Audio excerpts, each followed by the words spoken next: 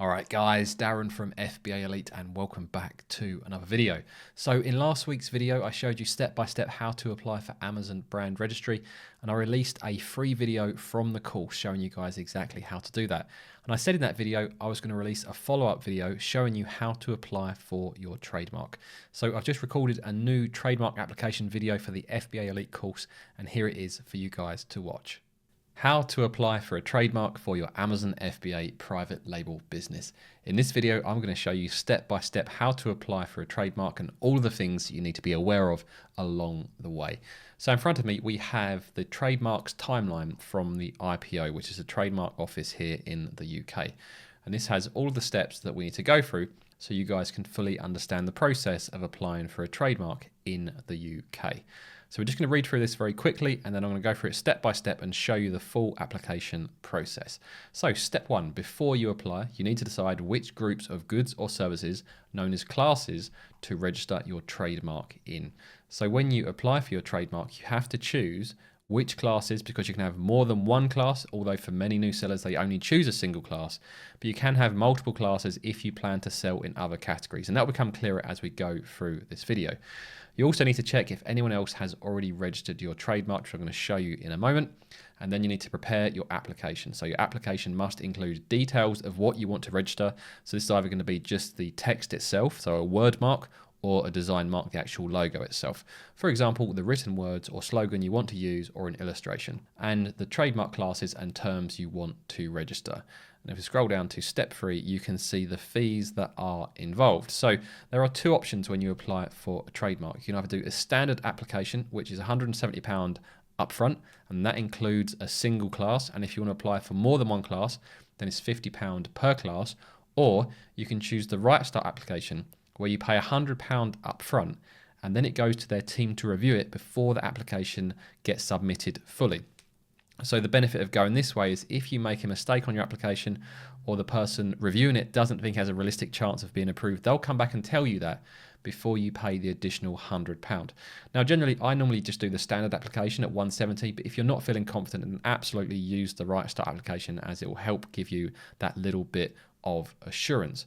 Now, after you apply, the IPO will examine your application, usually within 2 weeks. I've just done one recently and they got back to me within a week. They sent me a letter, and they are going to search for similar trademarks and contact the holder directly if they find one.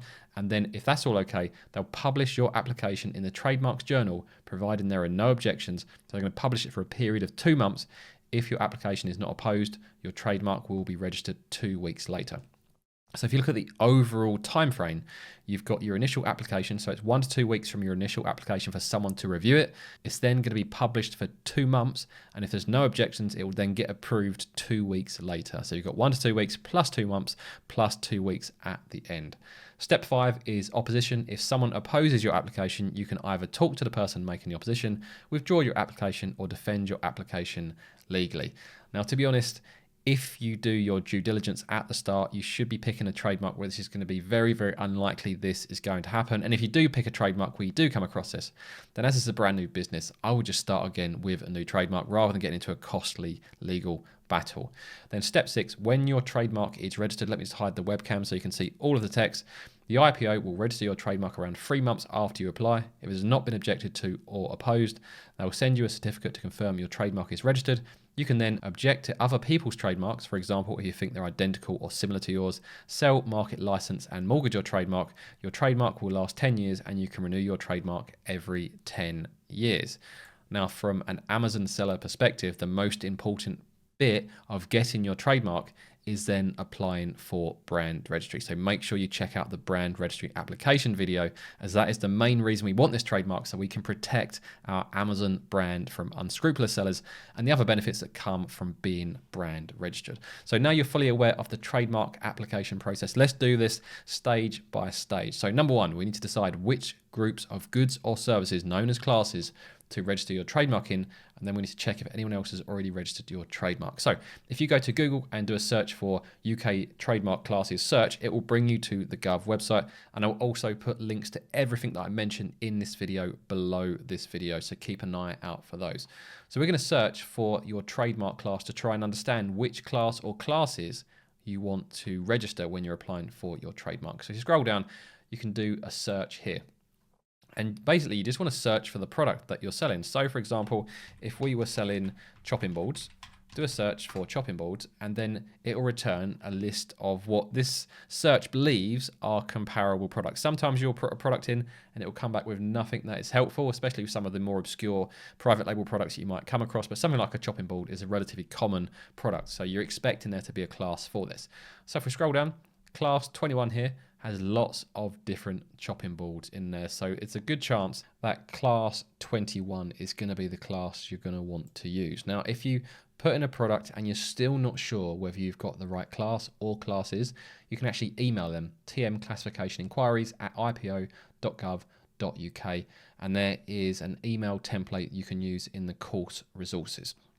And you can use that, and they usually come back within a day or two, and they offer their opinion. They can't tell you what class to use, but they can offer you an opinion on which class you may consider using. But generally, in my experience, it's very, very accurate, and I would go with their recommendation. So once you've got your class, you then need to make sure your trademark itself is available. So if you go to Google and do a search for a trademark and click on the gov.uk link, that will bring you to this page. And you want to do a search by either keyword, phrase, or image. So if you click on that, let's say my brand was called, I don't know if it's chopping board, let's call it Choppers, Copper. Let's do a Z to make it super cool. And C, the trademark search can be a bit on the slow side. You can't see it, but it's just loading. There we go. We'll see if there are any other trademarks we need to be aware of. So the closest match is Choppers with an S. And if you scroll down, there doesn't appear to be any with a Z. So based on that, I would feel very confident if I applied for that trademark that no one is going to object to it. Now, sometimes you might find that someone has the same trademark, but in different classes. So for example, these are in class 25 or class 44, or these ones registered in multiple classes, class 12 and 25. And I think we were going into chopping boards, which would have been class 21.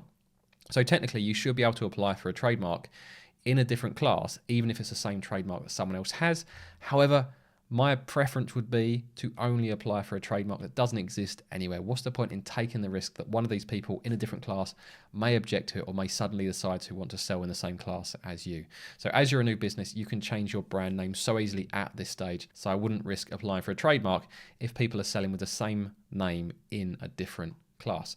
So once you know your class or classes that you want to apply for and you've checked to make sure that no one else is using that trademark, then you're ready to start your application. So if we go back to here, we've already done step one before you apply and we've prepared our application. We then need to send your application. So if you search on Google for register a trademark, that will bring you to this page and scroll down to see apply online, click this button, and you can start filling out the application form. Just to recap, I'll link to all of these below this video. So who is completing this application?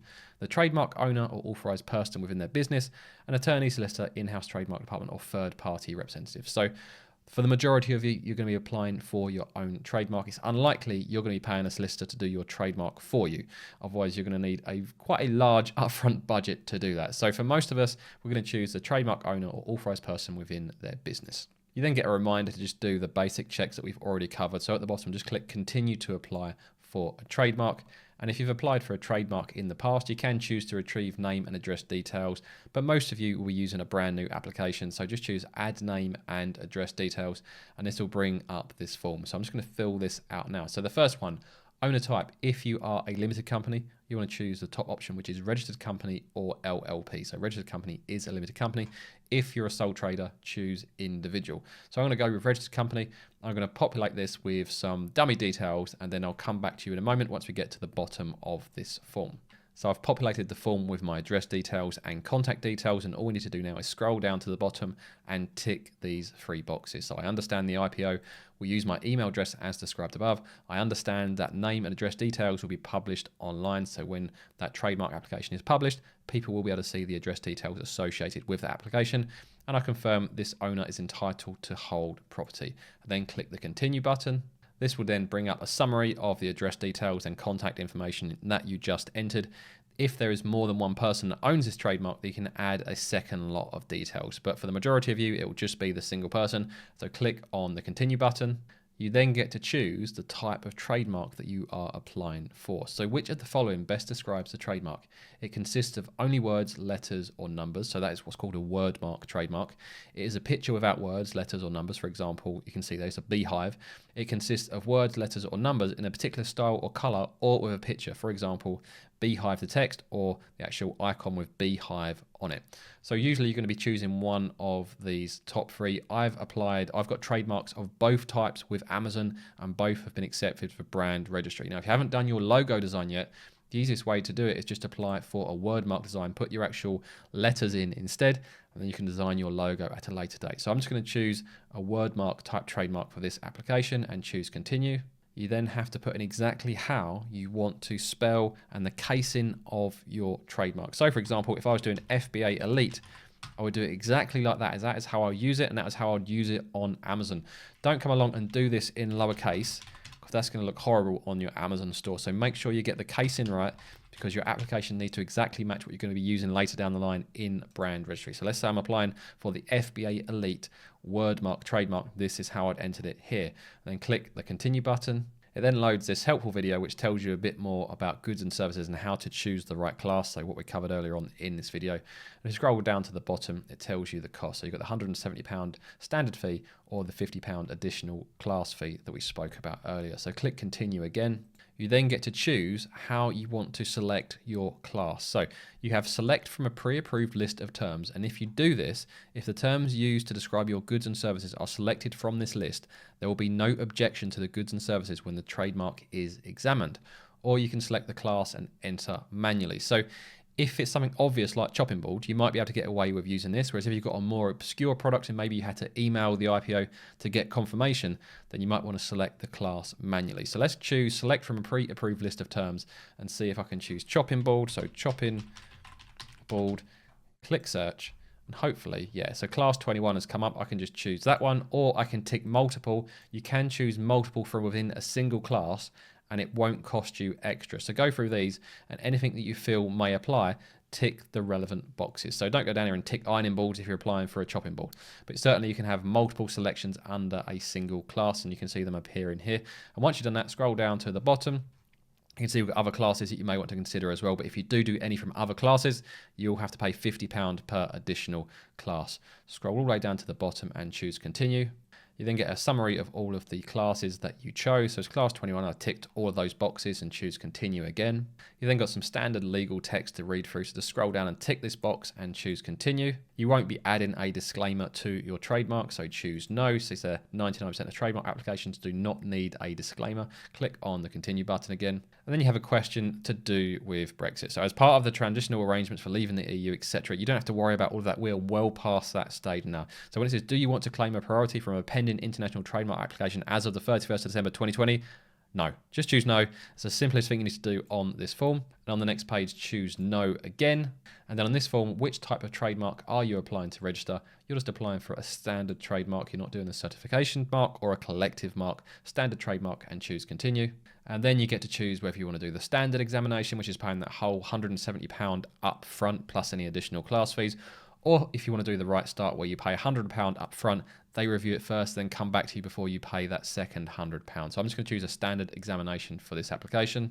They'll then show you a summary of everything you've just entered and selected. And as long as you're happy with that, choose the continue button. And this is the final page of the application. So declaration, the owner is entitled to hold property. We've already done that once, but we're going to do it again. The terms used to describe goods and services listed in this application should be given their ordinary and natural meaning. Tick, I understand and accept that once I submit the application, I cannot change the trademark I am applying to register. I cannot add more goods and or services, and the fees paid are non-refundable. And this one here is a really important point.